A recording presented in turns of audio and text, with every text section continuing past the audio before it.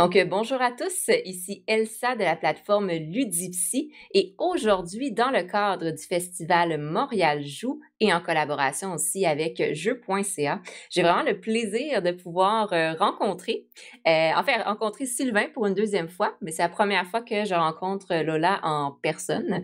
Avec eux, je vais pouvoir discuter de l'agence Friedman qu'ils viennent de mettre en place et qui notamment offre dans le cadre du festival Montréal Joue un jeu escape room de groupe gratuit qui est accessible sur leur site internet que je vais mettre les liens dans le descriptif de la vidéo. Donc, on va parler de justement qu'est-ce que c'est que l'agence Friedman, qu'est-ce que c'est que les escape rooms en virtuel et la création de ce beau projet, j'en comprends un projet de couple qui a été mis en place. Donc, peut-être pour commencer, est-ce que vous pouvez un peu à tour de rôle vous présenter? Qui êtes-vous? Parfait, ben, je laisse commencer. Ok, donc moi c'est Lola. Je suis nouvellement dans le jeu de société à cause de Sylvain, donc voilà. Mais sinon, je suis maman d'un grand garçon de 8 ans qui est beaucoup responsable de mon goût pour les jeux et puis qui est un grand fan d'escape room, de jeux de société et de jeux de mystère et qui est aussi notre testeur pour nos jeux d'enquête. Voilà. Ah, c'est le rêve de tout enfant. J'aurais aimé avoir des parents gamers quand j'étais jeune pour pouvoir tester plein de jeux. Ouais, c'est clair. Ben moi, ça, je pense qu'on s'est déjà rencontrés, donc c'est une petite idée, mais c'est mon Sylvain, je suis le ludologue. Donc, je travaille dans le milieu du jeu depuis une dizaine d'années. Je fais toutes sortes de choses autour des jeux, principalement des jeux de société, mais pas que. Puis, toujours plein de projets. Puis là, ben, on a justement développé un projet ensemble. Donc, ça fait plaisir de venir en parler avec toi aujourd'hui. Oui, et là, c'est vraiment intéressant parce que j'en comprends que vous avez tous les deux votre bagage d'expérience en lien avec les jeux, les escape rooms et les jeux de société. Puis, justement, qu'est-ce qui a fait en sorte que vous avez décidé d'assembler ces connaissances-là, ces expériences-là pour créer un jeu d'escape room? Je commence? Mhm. OK. Ben, il y a, en novembre environ, il y a quelques mois, j'ai la Banque nationale qui m'a contacté pour faire un jeu, ben, une activité de team building de fin d'année pour les employés à distance. Et je leur ai proposé différentes choses et ce qui a retenu ce qui les a accrochés, c'est l'idée de faire un jeu d'enquête, d'énigmes, un peu escape room, tout ça, en ligne, virtuel, qui joue en équipe par vidéoconférence et qui joue un peu compétitif aussi parce qu'ils voulaient parce que c'était à peu près une cinquantaine d'employés, ils voulaient que chacune des équipes soit les unes contre les autres pour être la plus rapide à résoudre les énigmes. Et donc, le délai était assez court. Donc, on a passé. Ben, en fait, je me suis tourné vers Lola. Je lui ai dit, est-ce que tu peux m'aider? Yeah. Parce que, ben, pour en parler plus en détail, mais on a fait beaucoup de jeux d'évasion en boîte ensemble, notamment. Puis, donc, on a passé un 72 heures à peu près, une fin de semaine, grosse fin de semaine à créer ce jeu-là. Parce que le mandat était quand même de créer un jeu de 3 heures. Donc, il fallait du contenu et tout. Donc, ça a été beaucoup de travail avec des testeurs aussi qu'on est allé chercher à gauche, à droite. Puis, le produit fini a beaucoup plu aux joueurs, mais aussi plu à nos testeurs. Donc, on s'est dit qu'il y avait peut-être quelque chose à faire avec ça. C'était pas sur un site web. Le fonctionnement était pas tout à fait le même, mais était dans la même idée. Tu l'as testé justement. Tu as vu, c'est comme des portes finalement qu'il faut que tu passes, il faut que tu résolves une énigme pour passer à la suivante, et ainsi de suite. Donc, cette idée-là était déjà là. Donc, et c'est ce qu'on trouve qui est le plus intéressant et peut-être le point central de notre jeu, cette idée de sortir du jeu pour aller chercher sur Internet. Donc cette formule-là a bien fonctionné, ça a beaucoup plu. Et là, ben, je vais laisser la parole à Lola pour prendre le relève parce que c'est elle qui m'est revenue. Ouais, ben à partir de ce projet-là, on s'est dit que ben, c'est ça, ça avait plu, ça serait le fun de le proposer à d'autres personnes, de le proposer peut-être plus largement.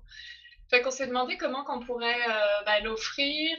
La manière dont on l'avait construit, ça fonctionnait pour une entreprise, mais ça fonctionnait pas pour du grand public parce que dans le fond, les gens auraient pu se l'envoyer entre eux et puis il n'y avait pas vraiment de possibilité d'offrir un jeu comme ça.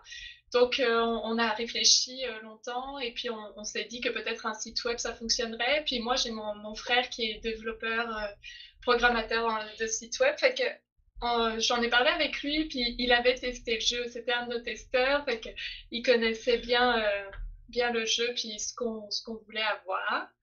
Et donc, il était super enthousiaste et puis motivé par le projet. Fait qu'il nous a fait plein de propositions. Puis c'est lui qui a construit notre site web. Donc, c'est super parce qu'il sait tout à fait ce qu'on veut. Il a joué au jeu, puis il a lui-même des idées pour améliorer aussi le fonctionnement. Fait que c'est ça, on a réfléchi sur ça, puis on s'est lancé en se disant que on avait un beau scénario, mais il y avait plein de possibilités d'en créer d'autres. Toujours avec cette idée que on a des énigmes dans lesquelles il faut sortir de l'énigme, aller faire des recherches sur Internet pour trouver des éléments de réponse. Ouais. Wow! Ouais. C'est vraiment ce qu'on appelle un projet familial. Oui, c'est ça, c'est vraiment... C'est ça, c'est vraiment, en soi, l'agence Friedman, c'est notre projet à tous les deux, c'est vraiment, c'est à nous, mais il faut vraiment considérer l'apport très grand de son frère dans le projet. Là. C'était justement une de mes questions, vous y avez répondu, mais de voir comment vous aviez conçu le site Internet, parce qu'il est magnifique, là, ça fait très professionnel, on dirait que ça fait comme 10 ans que vous faites ça. Donc, c'est ça fait comme 15 ans qu'il fait ça, c'est sa job. Donc, c'est ça. Mais le site n'est pas fini, là, c'est plus une ébauche de site pour pouvoir être prêt pour Montréal Joue. Mais il nous manquait encore quelques semaines de travail pour pouvoir offrir un site complet. Oui, c'est ça. Mais il a travaillé très, très fort dans le dernier mois. il a vraiment été super, là, vraiment efficace. Mais c'est ça, mais comme elle dit, vu qu'il a testé, il comprend, donc c'est beaucoup plus simple, il voit exactement qu'est-ce qu'on a en tête, puis il vient même avec des propositions lui aussi en disant ce serait intéressant si on faisait ça et tout ça. Donc il est partie prenante de la structure. Ensuite, le jeu vraiment d'énigmes et tout, le scénario, c'est vraiment nous deux qui l'avons développé, mais tout le côté technique, mécanique, c'est vraiment grâce à lui, sinon ça n'aurait pas pu fonctionner. Là, on fonctionnait avec des fichiers zip avant. Notre version. Petite évolution. Oui, c'est ça, exactement. Mais super. Mais ça démontre bien, je pense, que pour se lancer dans ce genre de projet, il faut être bien soutenu, avoir justement certaines expertises. On ne peut pas être la personne seule ou à deux qui ont toutes les expertises. Donc, il faut aller chercher un peu de soutien pour les aspects techniques, disons. Et les playtests, comme vous avez bien nommé, vous l'avez fait tester, vous avez fait tester les jeux à des personnes parce qu'il y a toujours un processus d'amélioration, de peaufinement du jeu.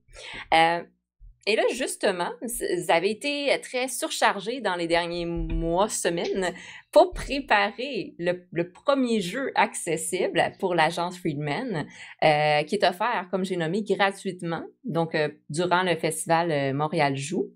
Donc, c'est un très bon jeu à jouer en famille, justement. Et c'est quoi un peu l'histoire là, de ce premier scénario-là qui vous est venu en tête? Ouais. Le festival Montréal Joue, c'est la 9e édition cette année, si je dis pas de bêtises. Puis moi, j'en suis depuis la première année. Je suis pas dans l'équipe qui crée Montréal Joue, mais j'ai fait toutes sortes d'activités pour directement Montréal Joue ou pour des bibliothèques ou pour des partenaires. Donc, je gravite autour du festival depuis l'an 1.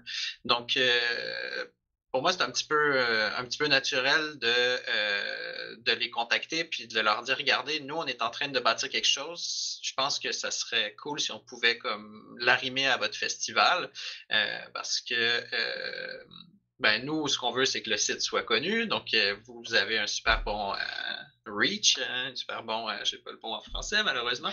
Portée, voilà, vous avez une bonne portée. Le festival touche très large. Puis, vous, le festival, vous cherchez des activités un peu différentes qui sortent de l'ordinaire. Et de surcroît, cette année, ben, c'est 100% virtuel, pandémie oblige, donc ça tombait très, très bien. Puis effectivement, lorsqu'on a rencontré David, que tu connais sûrement, qui organise le festival, sa réponse tout de suite, ça a été oui.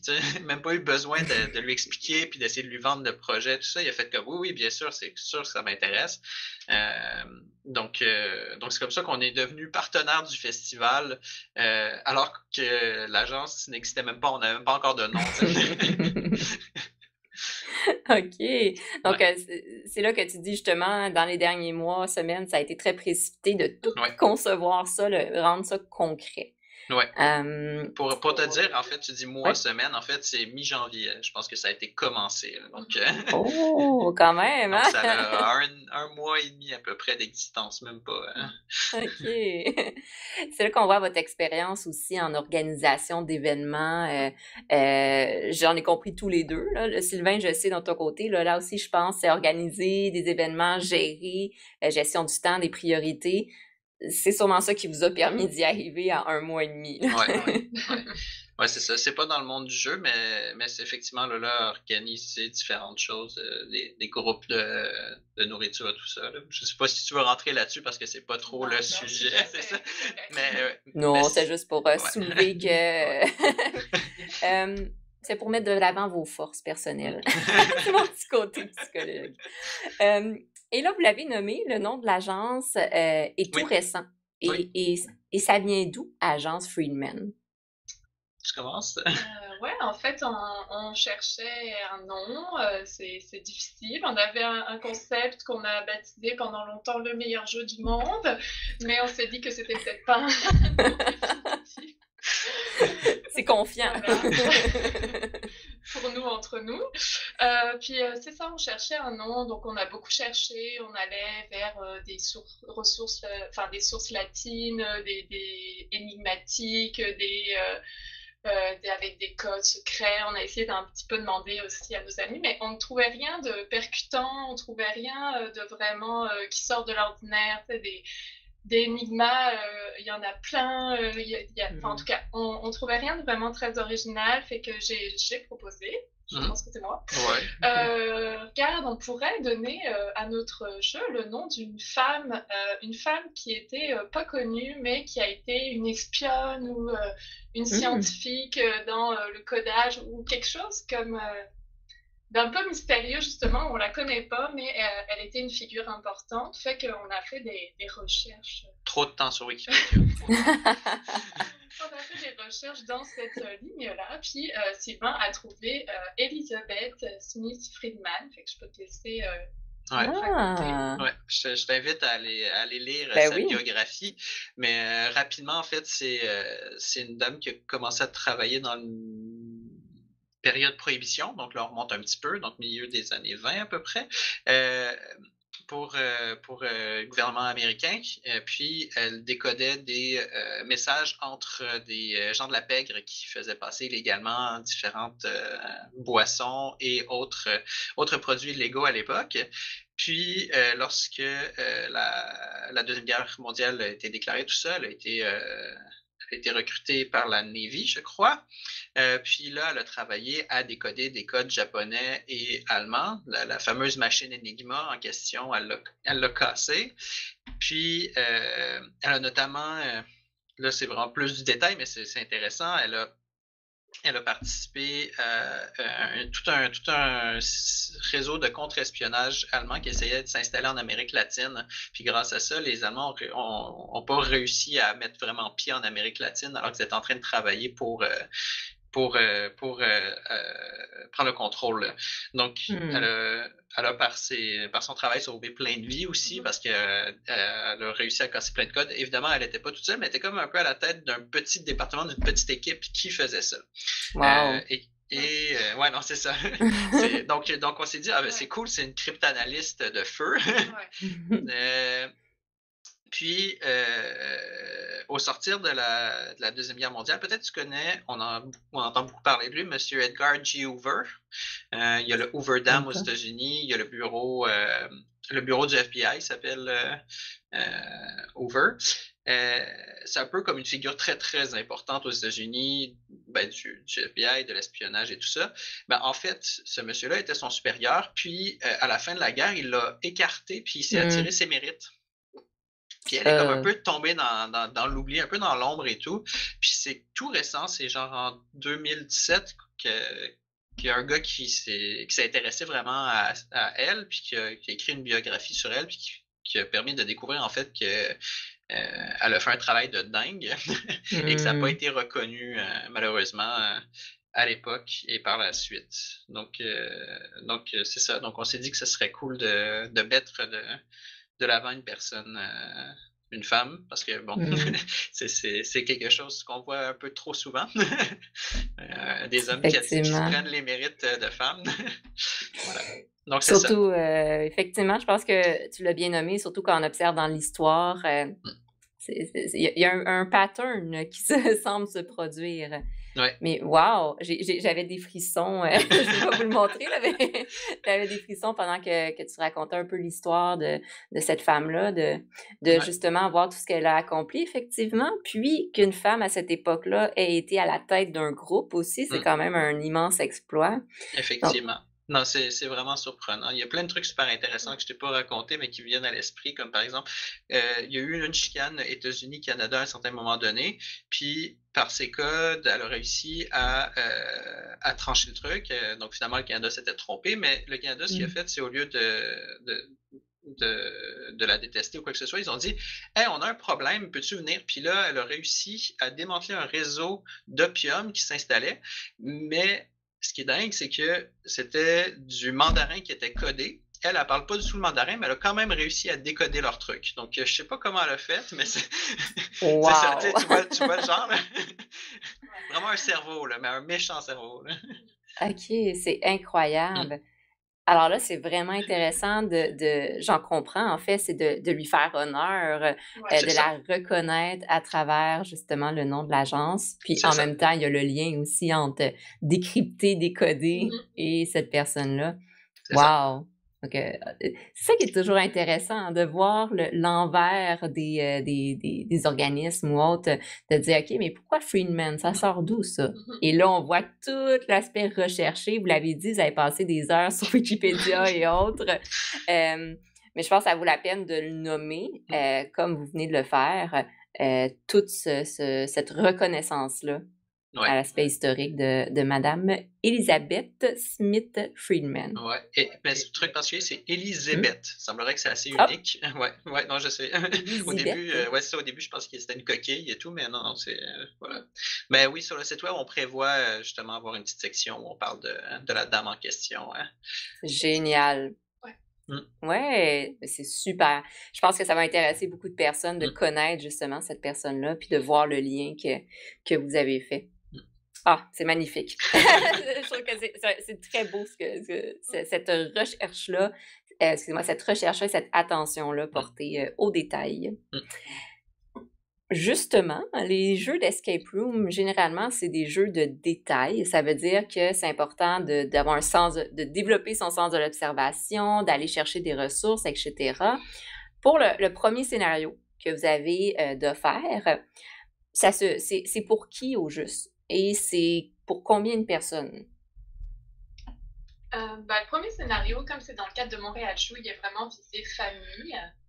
Fait que, c'est pour ça qu'il est court, qu'il est assez simple, qu'il y a certaines énigmes qui peuvent être résolues par des enfants, juste encadrées évidemment, mais on a des espèces de cartes au trésor, on a des, des, des lettres à trouver dans un texte, en tout cas des choses que les enfants peuvent observer eux-mêmes et puis ensuite travailler avec leurs parents. C'est ça. Ouais. Mais sinon, pour le nombre de joueurs, Le nombre de joueurs, en fait,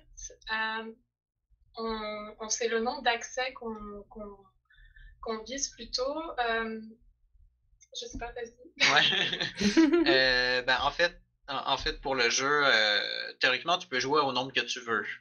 Tu pourrais être 500 derrière l'ordinateur, mais ça risque pas d'être très agréable.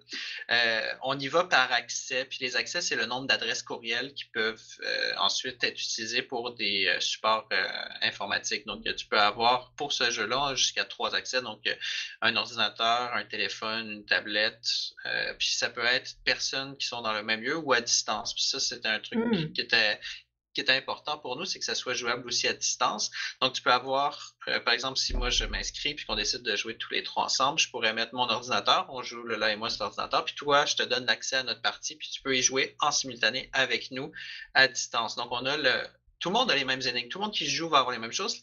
La seule petite différence, c'est qu'on est dans la même partie, on est la même équipe. Donc, quand on va finir le jeu, ça va être notre score d'équipe qui va être pris en considération, plutôt que si moi j'avais fait une partie avec un accès, puis toi, tu en faisais un de ton côté, ben, on aurait des scores séparés. Je ne sais pas si tu vois ce que je veux dire par là.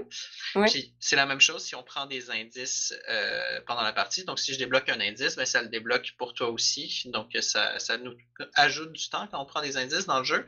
Parce qu'à la fin, le score, c'est le temps que ça nous a pris pour le faire. Ben là, si je prends l'indice, ça le débloque pour toi aussi. Donc, si tu cliques sur l'indice, ben, il va être déjà débloqué, puis ça ne va pas rajouter du temps en plus. Je ne sais pas si tu vois la petite subtilité.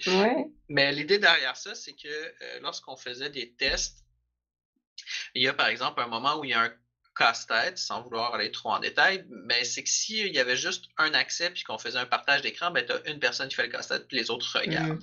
Donc c'est moins sympa. Alors que si chacun peut au moins travailler sur le casse-tête et tout, ben c'est tout de suite plus agréable. Puis même chose, juste disons que là je suis sur le site, je le partage en écran avec toi, puis là moi je regarde des détails sur un coin de l'image, mais que c'est pas bien cadré, puis que toi, tu peux pas regarder le restant de l'image pendant ce temps-là, ben c'est pas super. Donc, dans le fond, ça permet à tout le monde d'une même équipe d'avoir une certaine liberté de regarder ce qu'ils veulent, puis aller chercher ce qu'ils veulent. Mais c'est toujours possible de le faire en partage d'écran, évidemment, mais on trouvait que c'était moins convivial comme ça. Ouais, ben, je pense que vous avez trouvé quand même une formule gagnante pour recréer qu'est-ce qui est agréable dans des escape rooms. Pour ceux qui en font, moi j'adore les escape rooms, donc qu'est-ce qui est le fun, c'est que tu es avec d'autres personnes coincées dans une pièce et tout le monde fouille un peu partout en même temps dans des endroits différents. Donc, c'est sûr que s'il fallait suivre une personne et que ça serait linéaire de faire un casse-tête, un truc d'observation, un à la fois, il y a comme moins d'interactivité dans le jeu. Ouais. Donc, là, de la manière que vous avez créé, ben, chaque personne est comme responsable de sa propre observation, puis il y a des différentes observations qui peuvent être faites sans que ce soit une personne qui guide puis qui contrôle l'écran, justement, puis le jeu. Oui, c'est ça, exactement.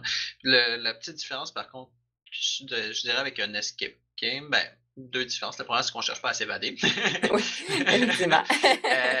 La deuxième, c'est aussi, vu que tu en as fait, tu vois ce que c'est. Quand tu rentres dans une salle, tout le monde va comme se pitcher chacun de son côté, puis aller regarder du matériel, puis on essaie de faire des ponts entre les différents matériels. Là, c'est vraiment plus, on a une énigme, puis on travaille tous dessus ensemble. Mais vu qu'il faut sortir du site, ben, c'est là que c'est comme si chacun manipulait dans le coin de sa pièce. Donc, tu sais, il y en a un qui va dire, OK, je vais aller fouiller, voir sur Wikipédia si je trouve quelque chose là-dessus. Il y en a un autre qui va dire, attends, moi, je vais aller voir sur Google Maps, etc., etc. Parce que c'est sûr que oui, si toute l'énigme était contenue, je pense, dans l'image, il y aurait beaucoup plus cet effet de il y en a un qui mène puis les autres qui regardent à un certain degré, même si on peut partager l'écran. Donc ouais, puis en tout cas, moi je trouve ça le fun, personnellement, juste d'aller sortir du site puis d'aller fouiller sur d'autres trucs.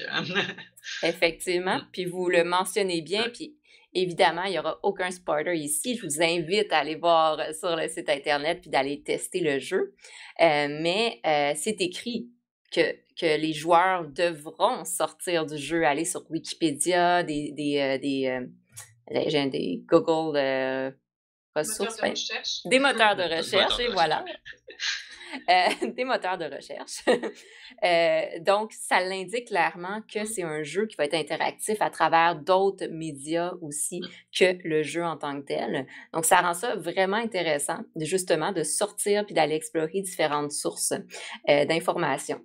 Donc, au final, comme un vrai espion ou comme une vraie personne qui décryperait quelque chose, on ne reste pas juste là figé sur l'énigme. Un moment donné, on va aller chercher des ressources externes pour s'aider. Tout à fait normal. C'est ça, c'est exactement ça. Tout à fait. Donc, c'est pour ça que le jeu en soi, on le présente pas comme un escape game, on le présente pas comme un jeu d'évasion, mais plus comme un jeu d'enquête, parce que tu as vraiment plus le feeling que tu enquêtes. Mais effectivement, ça se rapproche d'un jeu d'évasion dans le sens où il y a plein d'énigmes et tout ça, là, mais c'est ça. Donc, on voulait pas non plus que les gens pensent qu'ils vont être enfermés dans une salle ou je sais pas quoi. Non, mais... Effectivement, c'est vrai que c'est important de le nommer. Ouais. Donc, pour ceux qui aiment les énigmes, pour ceux qui aiment les enquêtes, les puzzles, faire de la recherche d'informations, se compliquer le cerveau, comme on dit, ou aller se creuser les méninges, les neurones, ben c'est l'agence Freedman, c'est une bonne source. Notamment, en ce moment, il y a le jeu gratuit, mais j'ose dire que sûrement qu'il va y avoir un futur et d'autres jeux, là. Vas-y. Ah, ok, tu veux que j'aille? Ben oui, évidemment, c'est clairement notre intention d'offrir plus de scénarios par la suite. Comme le disait Lola, le site n'est pas encore terminé. On s'est vraiment comme concentré pour pouvoir avoir quelque chose de prêt pour Montréal Joue. Donc, comme tu l'as testé, c'est tout à fait jouable et tout ça, mais le site hors énigme, hors enquête est très mince. Parce qu'il va y avoir un catalogue où il va y avoir plusieurs scénarios, etc. Donc, il va y avoir une plateforme d'achat pour pouvoir acheter des accès pour pouvoir faire les scénarios. Mais c'est ça, donc on vise... je ne vais pas donner de date parce que c'est toujours... voilà, mais au printemps. Au printemps, d'avoir un site complet avec plusieurs scénarios déjà offerts. Ouais. Ça nous semble réaliste. Puis aussi, il y a l'idée là, ça intéressera peut-être moins le public, mais d'offrir des scénarios personnalisés pour des bibliothèques, des musées, écoles, des entreprises aussi qui voudraient faire, parce que notre outil, de la façon qui a été conçu, tu l'as vu, à un moment donné, on va fouiller dans une base de données. J'en dirai pas plus, mais ça amène à utiliser des outils autres qui peuvent être des outils d'une entreprise. Donc, si une entreprise a envie d'envoyer ses employés fouiller dans un outil qu'ils utilisent au travail, c'est possible de faire une énigme avec ça. C'est possible aussi d'en faire un truc éducatif en mettant un peu plus d'informations historiques ou... linguistique ou qu'importe. Ouais, c'est ça. C'est complètement personnalisable, donc c'est vrai qu'on peut vraiment aller avec les demandes d'un organisme, d'une entreprise pour créer quelque chose de personnalisé qui correspondrait à leurs envies. Donc, on pourrait en faire un sur la psy. Honnêtement, j'étais en train d'y réfléchir. Je suis comme, wow, c'est intéressant comme concept. Ça se ferait-tu avec la santé mentale? C'est une espèce de jeu d'exploration pour aborder la santé, le bien-être. Ouais. On peut amener les gens à aller voir les ressources qui existent sur le web, par exemple. Exactement.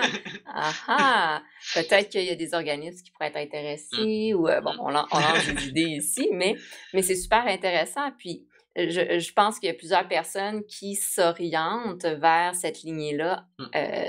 Puis vous l'avez vécu, en fait, c'est à la base, mais vers l'Internet, l'interactif, le digital pour justement travailler l'esprit d'équipe, la collaboration, la compétition, etc. Puis même l'aspect éducatif et professionnel. Là. Des fois, ça peut être pour apprendre à utiliser une nouvelle plateforme, mais de manière ludique, dans des formations. Au lieu que ça soit un 3 heures de cliquer ici, aller là, on a tous à l'intérieur de nous un petit côté qui aime ça, explorer, jouer. Donc, d'apprendre sous forme de jeu, souvent, ça fait en sorte que l'apprentissage est beaucoup plus intégré puis mémorisé que d'avoir un cours magistral de 2 heures, etc. Oui, ça c'est sûr. Lola pourra t'en parler plus en détail parce qu'elle fait l'école à la maison. Donc, donc le jeu, ça passe bien. Je parle le jeu, ouais. Super. Donc, vous avez des beaux projets. Prochainement, au printemps. On ne met pas de date, on ne met pas de pression non plus, mais c'est pour ceux qui nous écoutent de savoir que l'agence Freedman, c'est un début. Ce n'est pas un one-shot ou une fois. Ouais. Dans le fond, c'est un projet qui va être là à long terme, qui va offrir différents ressources et jeux que vous allez pouvoir vous procurer, j'en comprends, sous format d'accès pour jouer, et qui offre aussi la possibilité pour les organismes et entreprises de créer des jeux sur mesure pour soit faire de l'apprentissage, soit travailler l'esprit d'équipe ou les relations employés entre employés et employeurs, ou d'autres projets collaboratifs. Je connais Sylvain, je connais moins Lola, mais j'en comprends que vous êtes tous les deux des personnes très ouvertes d'esprit et créatives. Donc, j'imagine que vous êtes aussi ouvertes aux projets créatifs. Si jamais des gens ont des idées, ben, qui peuvent communiquer avec vous. Tout à fait, oui. Oh. Non, Non, pas du tout. Non, zut. non, Okay. on veut rien savoir. Puis justement, si quelqu'un est intéressé à collaborer, a des questions, etc., comment est-ce qu'ils peuvent communiquer avec vous? On a un email qui est disponible sur notre site déjà, donc sur la page d'accueil. Vous pouvez nous contacter à notre courriel. Vous pouvez aussi aller sur notre page Facebook pour nous suivre, pour suivre un petit peu les avancées, et puis pour nous contacter au besoin. C'est nous deux qui allons répondre. Ouais. Pour l'instant, c'est une petite agence. C'est bien déjà. Parfait. Donc, effectivement, si on veut vous suivre, ben, je vous invite à liker, aimer, soutenir la page Facebook de l'agence Freedman, qui a déjà plusieurs personnes. Vous êtes en train de créer une belle communauté de gens qui vous soutiennent, qui vous suivent. Donc, ça va vous permettre, pour ceux qui sont intéressés, de voir l'évolution des prochains scénarios. Je vous invite aussi, bien sûr, à aller sur le site Internet. Il est en construction, comme vous avez dit, mais en ce moment, déjà, il y a de l'information, il y a le premier scénario de faire.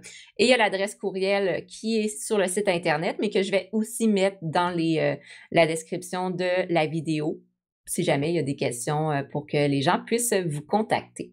Super. Donc, pour terminer, est-ce que vous voulez un mot de la fin ou... Y a-t-il quelque chose que tu voudrais dire en complément? D'essayer notre jeu. D'essayer notre jeu. Je pense que c'est un très beau mot de fin, effectivement. Mais sinon, on va quand même on va inviter les gens à profiter du Festival Montréal Joue parce qu'il y a plein de choses qui se passent. Je pense que toi-même, tu es débordé avec plein de directs. Donc, ben oui, c'est ça, aller voir la programmation du festival. C'est toujours très cool comme moment, puis ça passe trop vite, même si c'est 2 semaines. Ah oui, effectivement, c'est la semaine est déjà presque terminée. Il y a tellement de choses à voir. À tous les jours, il y a plein d'activités, que ce soit Montréal Joue lui-même, que ce soit en collaboration avec jeux.ca, que ce soit les réseaux de bibliothèques qui organisent des activités. Il y a vraiment plein d'activités différentes. Je vous invite, comme Sylvain a si bien dit, à aller sur le site de Montréal Joue, la page Facebook. Ils ont annoncé l'horaire avec toutes les activités. Et bien sûr, je vous invite à aimer la chaîne Twitch de jeux.ca parce que c'est là qu'on fait on est les diffuseurs officiels et qu'on fait des présentations et des panels et conférences. Je pense que je peux dire à tous les jours parce qu'on en a tous les jours. Ouais, la programmation est assez chargée, j'ai vu ça, là, c'est fou. C'est fou, hein? Super. Ben, merci beaucoup d'avoir pris ce temps-là. C'était vraiment agréable de faire cette entrevue avec vous puis de parler de l'agence Freedman. Je suis vraiment contente d'avoir appris à plus connaître votre projet. Là, c'est mon petit côté personnel, mais j'adore ça, collaborer puis discuter avec les créateurs de jeux, de projets. Il y a toujours un côté très passionné en fait, très passionné et motivé. Donc, on voit que c'est votre passion, les jeux, tout ce qui est l'aspect ludique, et c'est le fun à voir. C'est très motivant. Donc, pour ceux qui nous écoutent, encore une fois, je vous invite à aller suivre l'agence Freedman. Je vous invite également à suivre Montréal Joue. Et si ce n'est pas le cas, à suivre la chaîne et la page Facebook de Ludipsy pour des nouveautés quotidiennes, hebdomadaires en fait. Très chargé ces temps-ci, mais on vous offre du contenu ludique très intéressant et stimulant. Donc, là-dessus, je vous souhaite une belle journée, bon après-midi, bonne soirée et à la prochaine! Bye bye! Salut!